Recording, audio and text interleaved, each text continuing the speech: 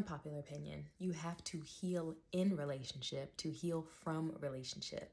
And I just experienced this in a friendship because I struggled with connections with women because I had such toxic relationships with women in my family. So I'm like, it's not that I didn't trust them or like I wasn't allowing them in, but I would attract people who had the same issues as me, who had the same wounding as me, who had the same conditioning as me.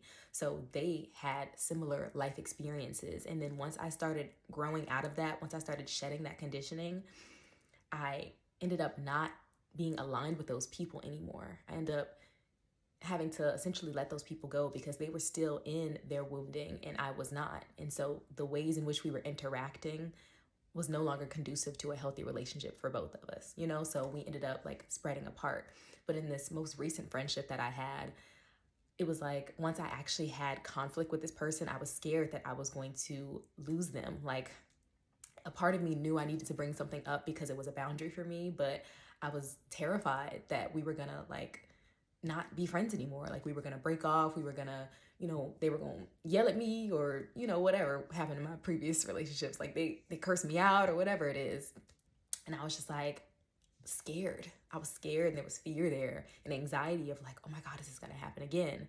But when I brought this to my friend and she was like, it's okay, no, it's totally fine. Like it literally healed something in me. Like just thinking about it right now, I'm just like, oh my gosh, because it was so anxiety inducing. And I'm like you can hear it in my throat now. I'm just like, oh, I didn't even want to bring it up. I didn't even want to say it, but I'm like, I know I have to because I feel like that was a previous problem in my relationships. I wasn't actually voicing the things that were concerning me. So when the person would bring up something like they'd be harboring things too, and they bring it up like 2 years later or 6 months later, and they're like, I actually didn't like it when you did this thing. And they would have built so much resentment up that they were like, you're always this way and you do this. And I'm like, the thing that happened 2 years ago, they would harbor resentment. And me, I would just take it and let it go, but they would be harboring it and then they would be on a 10 with me out of nowhere.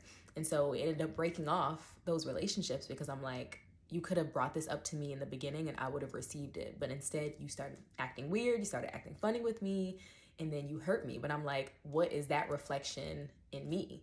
I'm holding on to things. I'm not bringing up things in, a serious way going, I don't like it when you do this, or I didn't like it when you made me feel this way, or this made me feel this way, or whatever it is. So it's like relationships are a mirror to you. And so when I saw that they were doing that and they were harboring resentment and they weren't expressing their emotions, I started thinking, is there ways that I'm not expressing my emotions and I'm not setting boundaries or I'm not communicating in the way that would be conducive to a healthy relationship? So once I got into this new friendship, I'm like, that thing is coming up again. And I'm like, okay, I can't be avoiding conflict. I have to bring this up because it actually did bother me. And then it was so healing the way that she received it and was just like, no, it's okay. I know this can be like this sometimes. So, it's okay. And I was just like, thank you. I'm literally tearing up because I'm like, thank you. Because I thought you were going to hate me or you're going to curse me out. You was going to cut me off or something. But that's what comes up in relationship, right? It's like, how are you avoiding conflict? How are you not communicating? How are you not having your needs met? Or how are you not meeting the needs of the other person, So just how you're feeling in relationship could be exactly how the other person is feeling. And because you aren't willing to communicate that's why they say relationships are all about communication. Because you're not able to communicate that's when you start breaking further and further apart. And you're like, oh, this person's acting weird. And then you're like, okay, I'm just not gonna talk to them no more, Or they might blow up on you and you're like, whoa, I didn't even know this was an issue that you had, So just like anything, communication is paramount. But you really do heal in relationship because you break in relationship, right? The relationship we have to our siblings, the relationship we have to our childhood friends, to our cousins, to our parents. That's why so many people nowadays are scared. They're terrified. They have so much anxiety around relationships because it's such a intense point of pain, right? If you have dealt with unworthiness, if you have dealt with abandonment, if you have dealt with being unheard or feeling unseen, it hurts. It hurts to feel that again. But like I said, the universe will always bring something up. You will keep facing a certain situation until you ascend, until you conquer that thing, until you get the lesson. And that's how you break these cycles, right? So if you want to create a new reality for yourself or a new reality for your children, right? Like my future children are one of my biggest motivators. If you want to create a new reality for your family moving forward, you can't be afraid to face these wounds. You can't be afraid to release and shed these conditionings and allow it to come up and allow the universe to say, hey, this is a wound for you. This is something that is an issue for you. And you have to go inward every single time, and don't shift blame, don't deflect. A lot of people do that in my comments when I bring up a topic or something. They'll be like, oh, well, what about other people? I'll talk about women. They'll say, well, men do it too. I'll talk about my community, and they'll say other communities do it too. I'll talk about my culture. Other cultures do it too. You cannot be in the mind state of deflection. You cannot be in the mind state of blame, right? And also, don't internalize it. Don't shame yourself. Don't go, oh my God, I always do this. What's wrong with me? It's okay. Like, it's supposed to be brought up. Do not look at these things as like, oh, this is a burden. Like, oh my God, what's wrong with me, or what's wrong with other people, or I have to heal this. Like, just let it come up and surrender to it and be like, okay, what's the lesson? Like, this is being in solution consciousness. What is the lesson? Instead of being in problem consciousness, what's wrong with them? What's wrong with me? What is the solution? How do we all win? And the easiest thing to take your power back is to say, I have control over this. I have control over this thing. I've learned recently to just apologize. Like, even if I'm like, oh, that person, with healthy people, right? Don't do it with abusive people or crazy people. But with healthy people, sometimes it's like, even if you're upset, you don't realize how you made them upset. So it's okay to just say, I'm sorry. Like, I'm sorry. I didn't mean to do that. And then you can find a middle ground in your communication.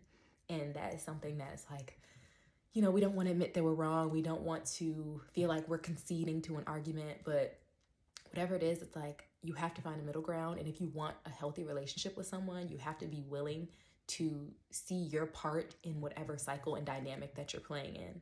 So the easiest thing is to change yourself, is to grow, is to say, you know what? It's me. And even then, even if hopefully the person's conscious enough and on your level enough, if they're healthy, and they can go, you know what, it was you and it was me. And you guys both can, collaborate to find solutions. Either way you win, because if you say it's me and the other person goes, yeah, it was you, then you can cut that relationship off. Okay, this person doesn't take accountability. And on the other hand, if you go, it's me, and the person goes, yes, and it was me too, then you guys both can collaborate and be in a healthy, like, good relationship, right? That's what we want. We want healthy relationships. And so I think that's the biggest thing that I learned from my recent experiences with relationships, and like recalibrating myself to be in healthy relationships. Like, it's okay to say, it's me. And then the other person, if they're healthy too, they'll go, it's me too.